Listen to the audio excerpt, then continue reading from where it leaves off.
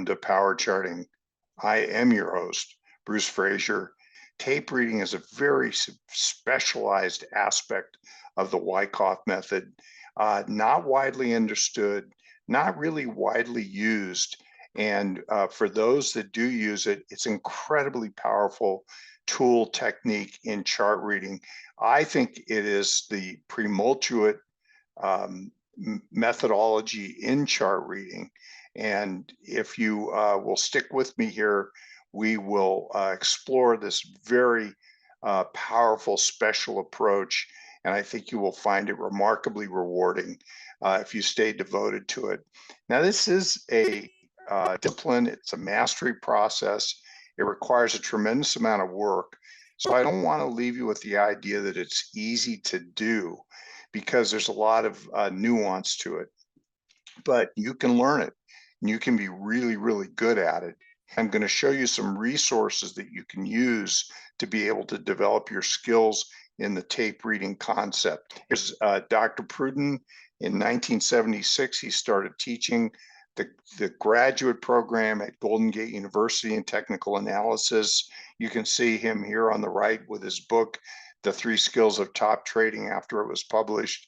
A remarkable educator, just incredible person to work with. I had the great good fortune of teaching with him side by side for 27 years the Wyckoff methodology, and teaching Wyckoff's very own method of tape reading analysis. And I would like to be able to, with Hank's help, and you'll see why in a minute. Here's the Pruden model. And it's absolutely a brilliant model. And what you're going to discover is that there are really 4 elements at work here that we talk about repeatedly. You're going to see, if you've been following power charting, that I encompass these different principles of market analysis in my power charting episodes. And you'll see here accumulation. This is the accumulation process as described by Richard D. Wyckoff. The markup phase, then the distribution topping phase. This is the classic cycle. The cycle is fractal. It works daily, weekly, intraday, etc. And so you can see also the concept of contrary opinion. The innovators are the ones that are in at the very beginning of the move. Early adopters and early majority come in to the mid part of the move, and then late in the move is when you have generally the bulk of the public arrive, participate in the last stages of the bull move, and then they are the ones that inevitably are there at the top, which is part of the distribution phase. And we do not want to be there with the public. We want to be closer to the innovators in our market timing and analysis, and we're going to do that through the Wyckoff method. And so the 4 elements, and you're going to see these are what the elements we talk about in power charting week to week to week. So we have price, and then we have volume, which is defined by that bell curve. A lot of discussion of volume here in a minute, more on that as we go. This is all explained in Hank's book. And then we have sentiment or psychology, very important, integral part. We want to be there with the early adopters, the innovators. We want to be there when the trend is long and strong, and we want to avoid the big downdrafts. And sentiment tends to work contrary to that. The most bearishness is at the bottom. The most bullishness, ironically, is at the tops, which is remarkable, but that's the way it works. And then time, it takes a certain amount of time, cycles, etc., for these cycles to unfold in any time frame. And so we have to show the patience and the focus to be able to stay in the time frames that the market extend to us. Monetary conditions, very important backdrop to the whole thing. We talk a lot about monetary. Monetary is very important to the flow of money in and out of the market. Absolutely love this cartoon. This is one of Hank's favorites. And you can see here, this is the composite operator types that are there very early in the cycle, leading the way up, and they have their modern 16-cylinder methodologies that they use, and they lead the pack up to the top of the mountain, which is the Wall Street Alps. the top of the bull run, and they are enjoying all the benefits of being in the trend earliest and longest. And then you have the public trying to climb on the experts' ice wagon. And this is a big warning about the experts, in that the experts are the ones that tell us when to, the coast is clear, when to buy the market, etc. And you can see that the expert ice wagon is pulled by these horses, which are pooped and tired, and the wagon is very overloaded with the public, with customers. And here this one gentleman is saying, I've been itching to buy stocks, but I had to wait until the experts told me, and now the experts are saying that all is clear. So how do we know? Here's just an example of the experts. So this is the CNN Fear and Greed. I show this because it's easily accessible by all of us. And you can see here that we have an 80% bullish reading here in mid-December, mid to late December of 2023. But where were they at the key lows in October? 20% bulls. Back in March, 20% bulls. Even lower than that at the end of the year 22. And so the sentiment tends to work contrary to the opportunities. When everybody tends to be afraid and dislike the market, it tends to be the time when the opportunities are best. And when they love the market is when the opportunities are stingiest. And so this is just an example. There's many others, and I show this from time to time, but just to make the point that we want to be thinking contrary to what the majority are thinking. Now, turning our attention to the work at hand today, which is the Wyckoff method of tape reading or volume price analysis. And you'll see more on this in a minute with examples.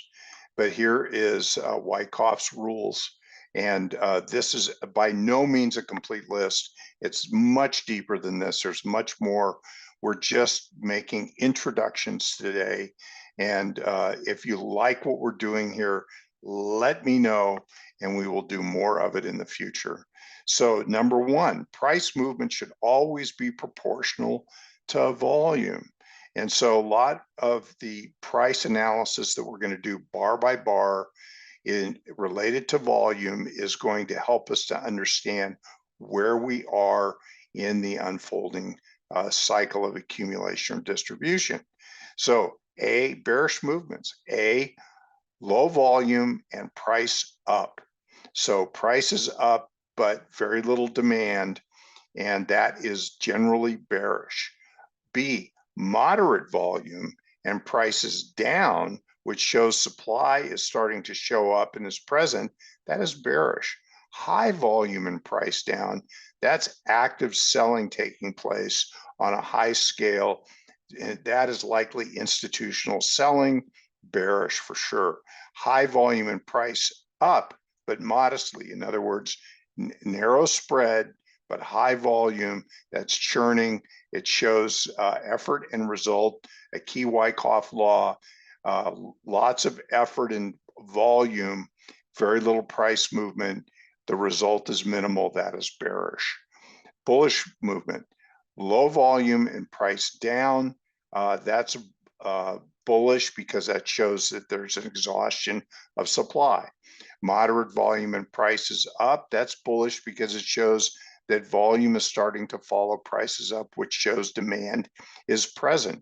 High volume and price up is bullish because it shows there's active demand.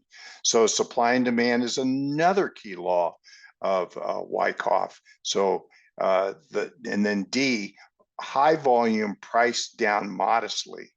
That is bullish because that shows that there's absorption of shares, and it's not, that's effort and result. The effort is high volume. The result is very little downward movement, which shows that there's an inability to be able to take prices lower on active selling. Now, number two in the Wyckoff rules, extremely high volume usually marks a turning or a hesitation point. That is a stopping action. That is often associated with climactic type behavior. 3, extremely low volume often immediately precedes extremely high volume. And so number 4, a moderate to wide price spread by moderate volume is usually bullish, implying few sellers. So price is able to move easily in the upward direction. It's not taking a lot of volume, but moderate volume to drive prices up. That's good. 5, wide advance, and I'm going to show you examples of these. 5, wide advance created by strong volume is almost always bullish. So widespread in prices, strong volume, active demand, driving prices up, that's bullish. And then volume should increase on legitimate breaks from technical patterns, breaks through resistance. So that shows the breakout. It shows that there's active demand at the breakout point, and volume should increase as that's happening. We always are suspicious if we get a breakout and volume is low or contracting. So with that, let's move on and show some examples. Again, this is not an all-inclusive list. These are some of the high points, and I want to just really to introduce these concepts to you as we go. So here's accumulation schematic here. 2 examples. These are available for you to read about in the July 1st, 2015 blog that I wrote, Wyckoff Power Charting. Let's review. And this is just simply following a selling climax, an automatic rally secondary test, and then this process, which is absorption. You can see that there's generally a hinge type development where volatility is coming out of the market as you get deeper into the accumulation. And then finally, on good volume and widespread, you take out this hinge and then into an upward stride. So that is, we see that often.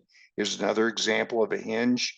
The only difference between these 2 schematics is this one involves a spring, which is a slight break to new lows. This one is a higher low. This is even more dramatically reduction of price spread and volatility, which is bullish because that shows attributes of absorption. And so you can see here then a breaking out of the hinge, widespread, high volume, and then up and out of the resistance area. We were just talking about the example of breaking through key resistance areas and doing it on volume. So that shows good demand, a willingness to buy at higher prices above the high price set by the accumulation area. Here's an example of that. This is an old case study from 2018. I've shown you this in the past, years ago, wrote blogs about it, I do believe, and also did videos. But here we go. Look, here's the hinge. This is actually a weekly chart. And so you can see a bit of a spring type action. Didn't necessarily take out the 2016 low. This is weekly bars, which take 2 years of accumulation to form. But here are some examples of what we're talking about. Look at the very high volume that comes in on the break. This is high volume with a wide price spread down. That is bearish. And we can see this is followed by another big high volume day, widespread, down still. And then finally, when you get a reversal bar, it's a pretty wide bar, volume shrinks. We expect when spread and volume are high in the downward direction, that there's going to be further downward attempts to test and go lower. And in fact, look at what happens throughout the decline. There continues to be ease of movement in the downward direction, but volume is diminishing, which shows the sellers are becoming exhausted. That does not mean we want to buy this, but it tells us that to be ready for a selling climax and an automatic rally, which sets up a range-bound condition, as we just saw in our accumulation schematics. And here you can see that as prices go up to the top of the trading range, Look at the high volume that comes in here and here. This is a very high volume and a reversal down. Ease of movement in the downward direction. Supply is present. The CO types are accumulating these shares in the bottom half of the range. They want to identify the value zone and buy in this area, systematically accumulating stock at good prices. This is an important bar because look at the very wide spread. Best spread in here, and the volume is good. Now, it's met immediately with resistance and testing and comes back down to retest the lows of this area. Volume is high, but look, the volume is high here and has a diminished volume and diminished spread as it gets into the support zone, which shows that a small decline on diminishing volume shows exhaustion of supply. Not again a reason to buy, but look what happens is that you have pretty good volume in the upward direction.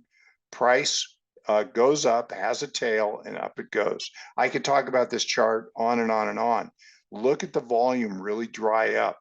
Narrow spread, low volume, exhaustion of supply, testing of the lows, and then the best rally in the whole accumulation structure follows. So we could go on and on, but let me move on because I have more to show you. Not going to talk much about distribution today, but a very important concept that we want to further explore in the future.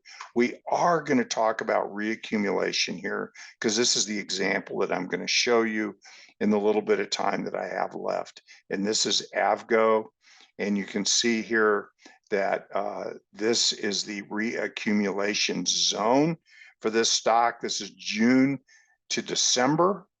And here is a very important stopping action. Remember how you have a very wide bar, a very high volume, tends to stop the advance. Look at the close is in the bottom third of the range of the bar. And on very high volume, supply is massively present on that bar, which tells us that this is a stopping action for AVGO. Likely means that best case is a pause, range-bound condition reaccumulation for some period of time in the future. And in fact, it's June, beginning of June, all the way into the beginning of December. And so you can see here a series of testing actions. And here is our schematic. You can see the family resemblance here: buying climax, automatic reaction, secondary test. And you can see here that I've actually labeled these on the chart. So, and here's a smaller reaccumulation here following good uptrends. Now, what I want to do is I want to go in and just show you some price volume relationships that are very useful and important in this chart. And so I'll let you study this for a minute, and then I'm going to return to this chart and do some bar by bar analysis to conclude our episode. And if you look here, you can see also the labeling. Here's the support zone, 2 levels of support.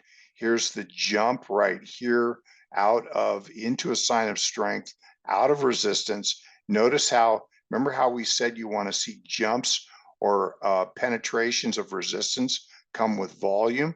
Exactly what happened right here. And so we'll look more at this in a minute and zoom in a little bit to do that.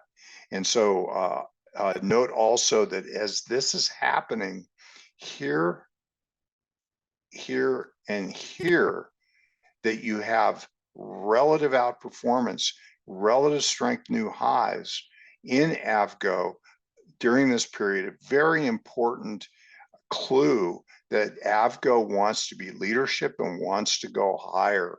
I always put relative strength on my charts. We're looking at daily data here. Okay, now lastly, part of Wyckoff's method was point and figure analysis. Here is a reaccumulation, 23 back to early 22. It counts up the conservative count objective is missed by only one box. Goes to 900. 9.25 is where the count goes. This current accumulation that reaccumulation that we're evaluating counted up to 1175. So far, we're at 1150. So we may get into the count objective range, may be able to go even up to resistance.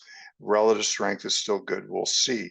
But I just wanted to show you that point and figure is very much a part of this process. Okay, so now let's turn to a zooming in here of this chart and look at the same chart, but a little more granularly. And you can see here, very high volume.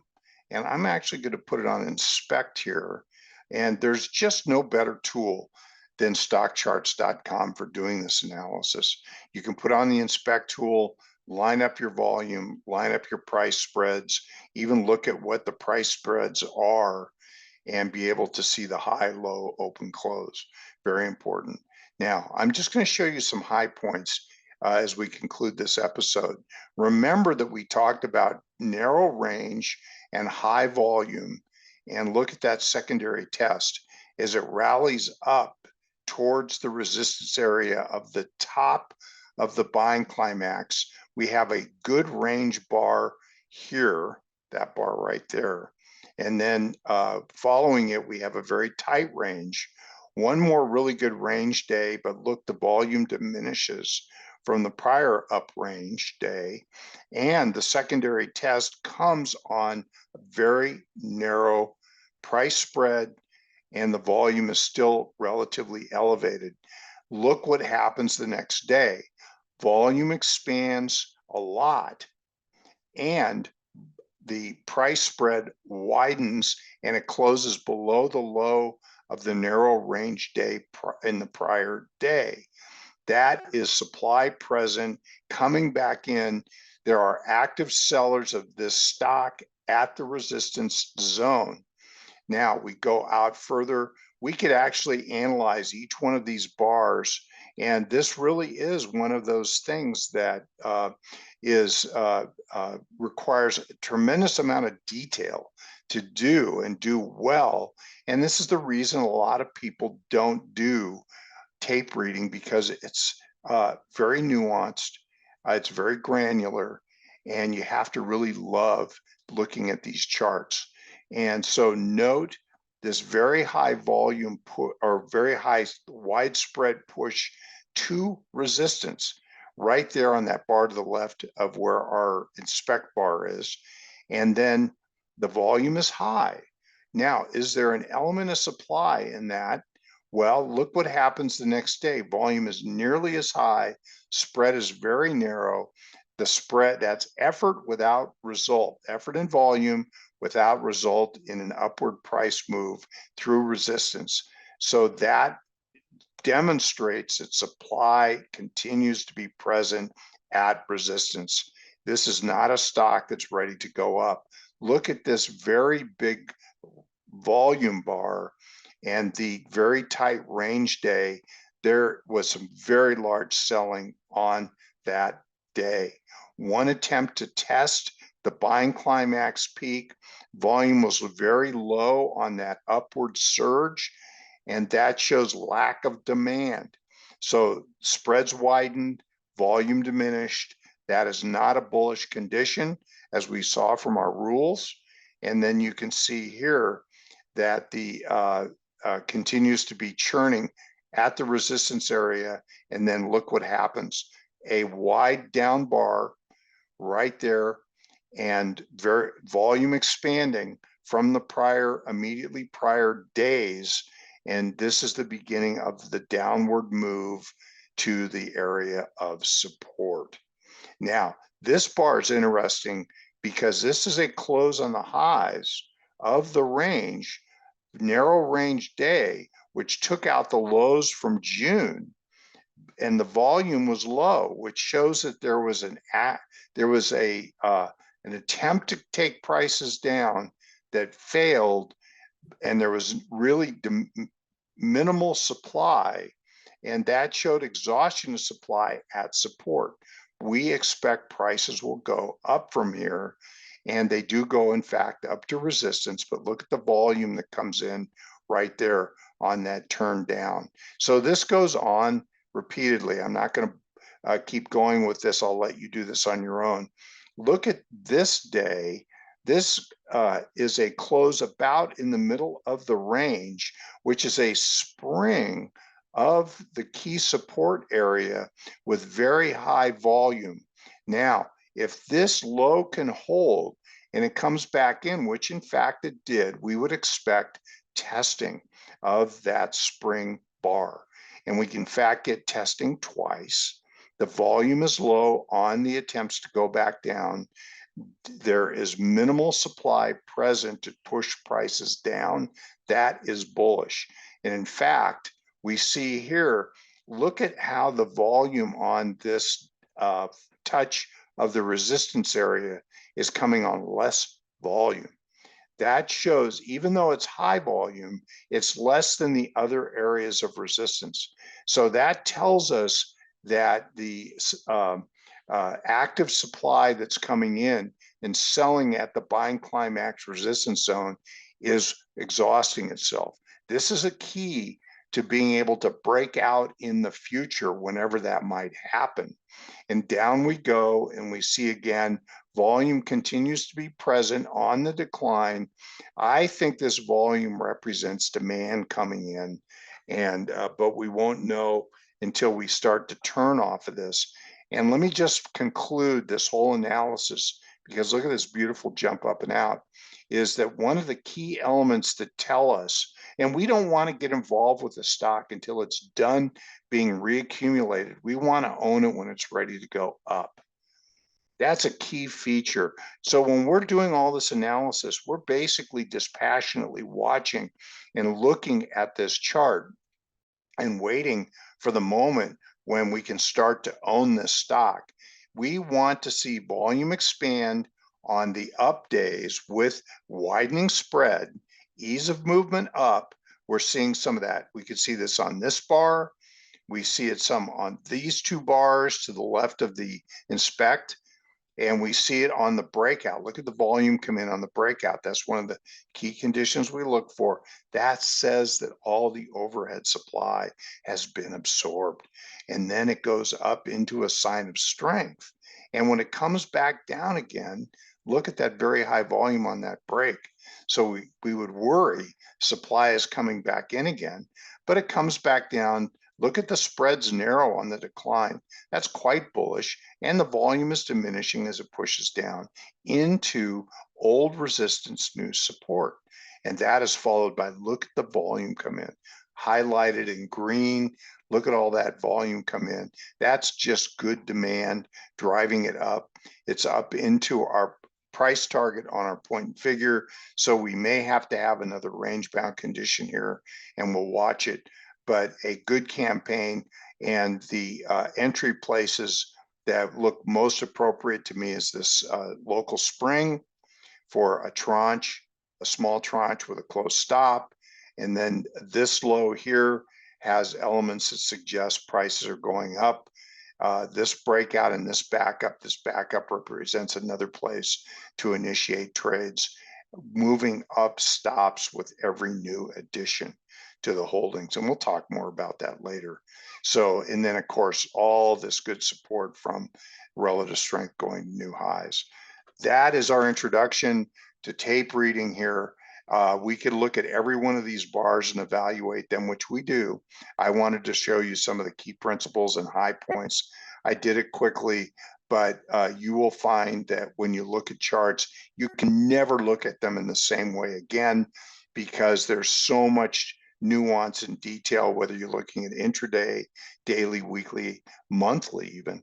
You will see so much detail in these charts that can serve you and help you to identify the best places to buy, the best places to sell, when to initiate, when to add, etc.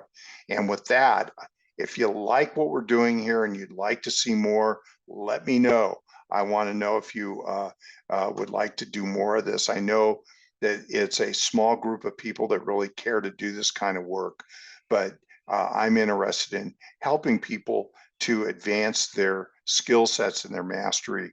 That means the most to me, is to see you become really, really good at what you do. And with that, I will say so long. Thank you so much for being here, and we will see you next time on Power Charting.